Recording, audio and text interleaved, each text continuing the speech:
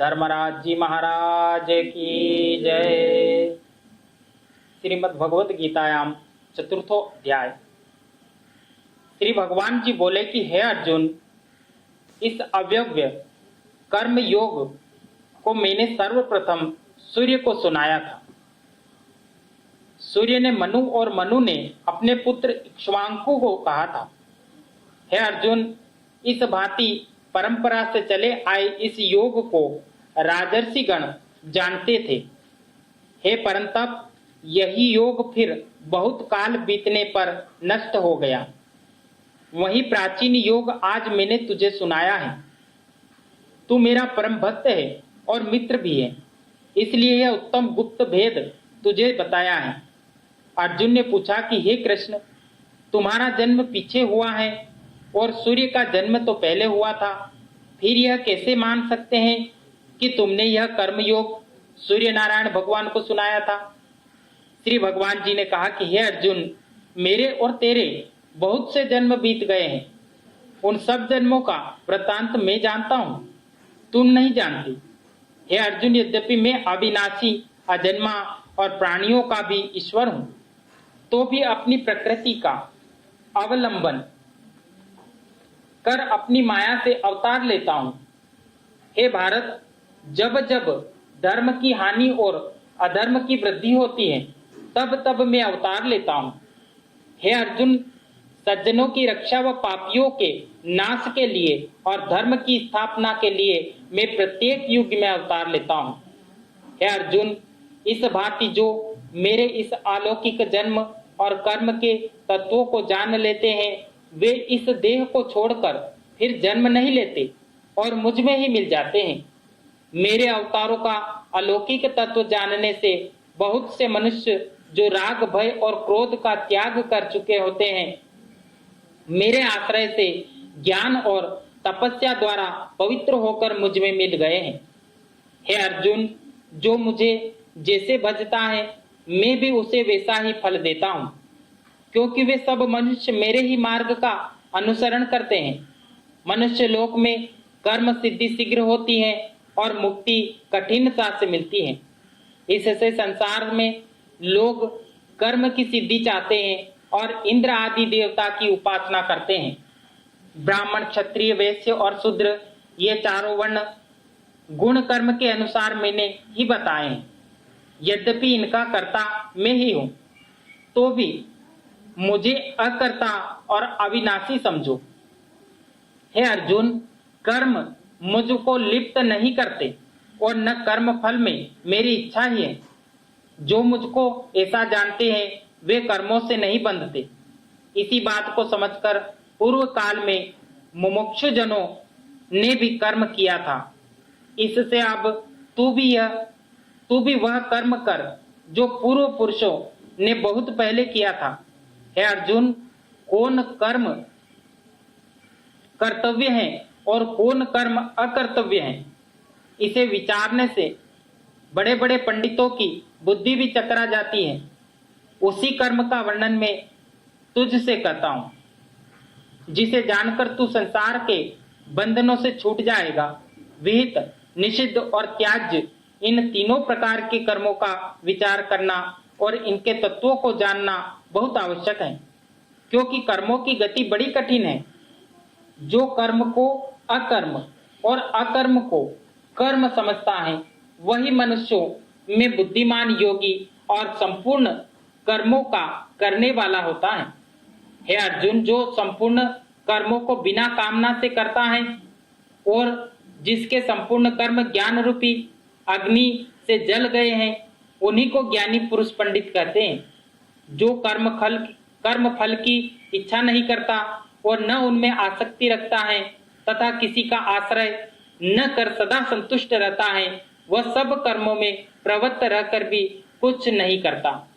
जो संपूर्ण आशाओं को छोड़ चित्त और आत्मा को वशीभूत करके सब संसारी झगड़ों से अलग रहकर केवल शरीर निर्वाह उपयोगी कर्म करता है, वह पाप का भागी नहीं होता।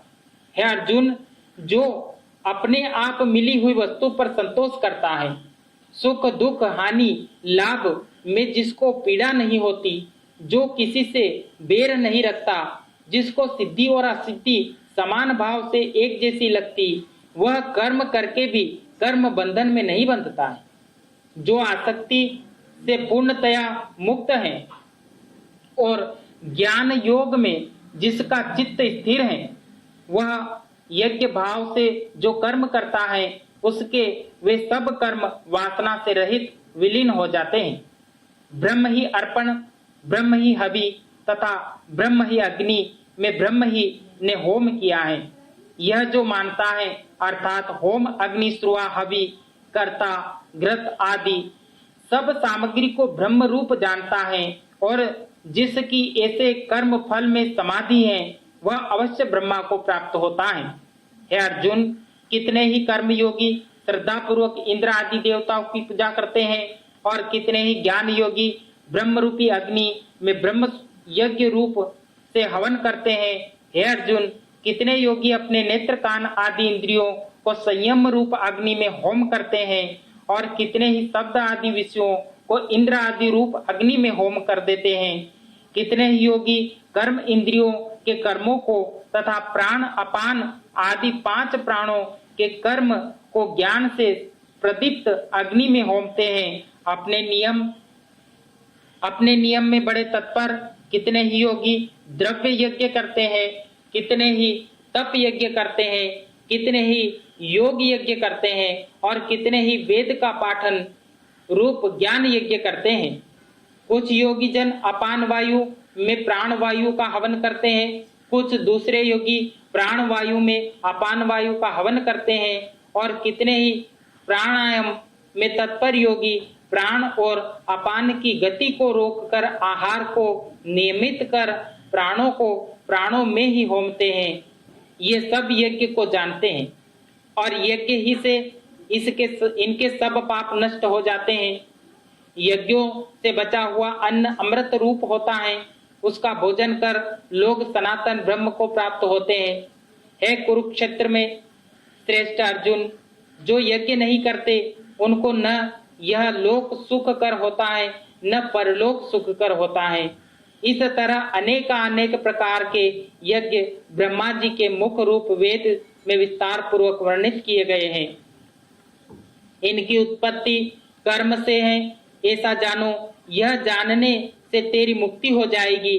हे परंतप, द्रव्य यज्ञ से ज्ञान यज्ञ श्रेष्ठ है। हे पार्थ, जितने कर्म है वे सब ज्ञान यज्ञ में पूर्णतया समाप्त हो जाते हैं। हे अर्जुन, तत्वदर्शी ज्ञानी तुझे तत्व ज्ञान का उपदेश करेंगे।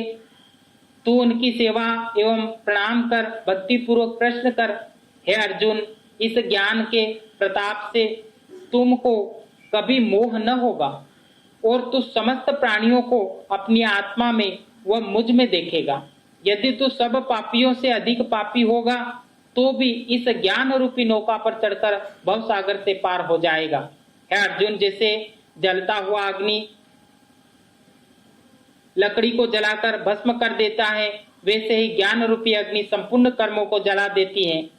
इस संसार में ज्ञान के समान कोई वस्तु पवित्र नहीं है। यह ज्ञान दीर्घ काल पर्यंत कर्म योग के अभ्यास से अपने आप ही उपस्थित हो जाता है। अपने गुरु के उपदेश में श्रद्धा रखने वाला ज्ञान की प्राप्ति में तत्पर जितेंद्रियम पुरुष ज्ञान को पाता है और इस ज्ञान को पाकर फिर थोड़े ही काल में परम शांति को पा लेता है। जो अज्ञानी, श्रद्धा रहित और संदेह युक्त वह नष्ट हो जाता है। संदेह वालों को न इस लोक में कुछ स्वार्थ है न परलोक में कुछ स्वार्थ होता है और न उसे सुख ही मिलता है।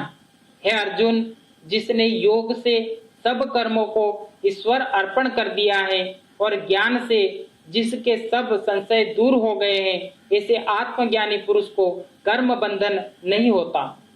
हे भरतवंशी अर्जुन, तुम्हारे हृदय में अज्ञान से उत्पन्न जो संशय जम गया है, उसे ज्ञान स्वरूप खड्ग से काट डालो और युद्ध के लिए तैयार हो जाओ। इति श्री मद्भगवत गीतायां चतुर्थो अध्याय समाप्त। बोल श्री गोपाल कृष्ण भगवान की जय।